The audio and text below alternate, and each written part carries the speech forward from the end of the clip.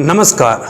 कपटपूर्वक ईर्ष्या और द्वेष के कारण से किसी को गिराने, किसी को जलाने, किसी को नष्ट और बर्बाद करने के लिए जो इंसान आगे बढ़ता है वो उसके शरीर ही नहीं, कुल कुटुंब ही नहीं, बल्कि उसके संपूर्ण राष्ट्र जीवन पर्यंत जब तक सूर्य और चांद इस धरती पे उदित होंगे तब तक वो राष्ट्र, वो कुल और संप्रदाय, वो कुटुंब कभी भी शांति और चैन से नहीं जी सकता। इसका ज्वलंत उदाहरण आप अफगानिस्तान को देख सकते हैं। अफगानिस्तान उस समय जब महाभारत का वक्त था तो उस समय अफगानिस्तान को गांधार इस नाम से जाना जाता था। आप में से बहुत सारे लोग इस प्रसंग को जानते होंगे, लेकिन आज मेरा इस प्रसंग को यहाँ से आयुर्वेद और ज्योतिष से इतर इस प्रसंग को उठाने का दोस्तों यही एक मकसद है कि हमारे आयुर्वेदिक, हमारे आध्यात्मिक धर्म के ग्रंथों को आप जरा स्वाध्याय करोगे तो आपको वाकई में यह पता चलेगा कि किसी के भी प्रति द्वेष और ईर्ष्या बस अगर आप किसी के प्रति इस तरह के नफरत के व्यवहार करोगे, इस तरह से आप कुत्सित कर्म करोगे तो उस नफरत का जो आग है आपके ही जीवन में, आपके ही कुल कुटुंब और आपके राष्ट्र को निरंतर सदा सर्वदा के लिए वो जलाता रहेगा। वो आपको धधकती हुई आग से कभी भी बचा नहीं सकता। अवश्यमेव भुक्तव्यम कृतम कर्म शुभाशुभम। भगवान कहते हैं कि हमारे द्वारा किए हुए अच्छे और बुरे फलों का जो परिणाम है, फल स्वरूप हमें भोगना पड़ेगा। चाहे आज भोगे, चाहे हमारे बच्चे, हमारे आगे पीढ़ी के लोग उसको भोगे, लेकिन भुगतना पड़ेगा। ये कहानी और प्रसंग आप शायद जानते होंगे कि जब गांधार से गांधारी को जब लेकर के आए भीष्म पितामह हस्तिनापुर की ओर, तो गांधार नरेश शकुनी को लगा कि ये इन्होंने बहुत अच्छा काम नहीं किया, अपमान किया हमारी बहन को। और एक अंधे जो राजा है धृतराष्ट्र, उसके साथ विवाह किया। मेरी बहन का इतनी स्मार्ट, मेरी इतनी सुशील और इतनी सुंदर मेरी बहन का एक ऐसे अपांग और एक ऐसे अंधे राजा के साथ विवाह किया।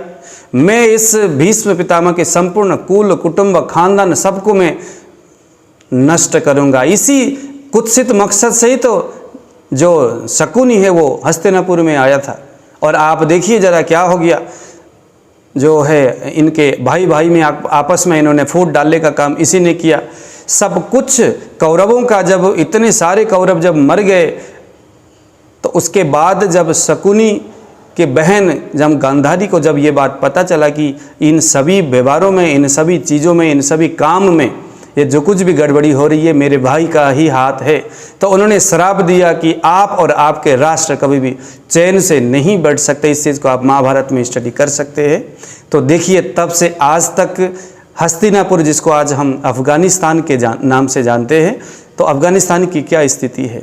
यहाँ पर अपने अभिमान के चलते, क्योंकि इसी अभिमान के चलते ही तो उसने हस्तिनापुर को जलाने का, नष्ट करने का, उसके कुल कुटुंब को बर्बाद करने के लिए गांधार नरेश ने यत्न किया था।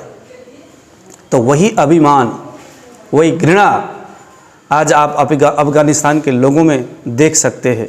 इधर से उधर तितर बितर हो रहे बेचारे। न तो अफगानिस्तान में वहाँ के जो पब्लिक है वो रह सकते हैं, ऐसी स्थिति है नहीं, और न ही बाहर के कोई राष्ट्र उनको अभी एक्सेप्ट करने के लिए तैयार है।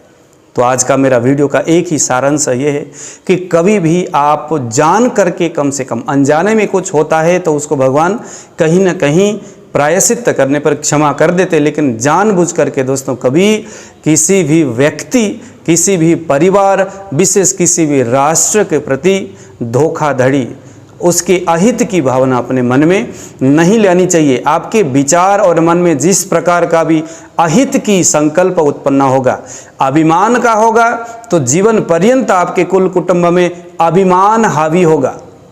ईर्ष्या अगर आपके मन में उत्पन्न हुआ तो वो ईर्ष्या से आपका संपूर्ण, इवन कि आपका राष्ट्र भी उस ईर्ष्या की वजह से जलता रहेगा।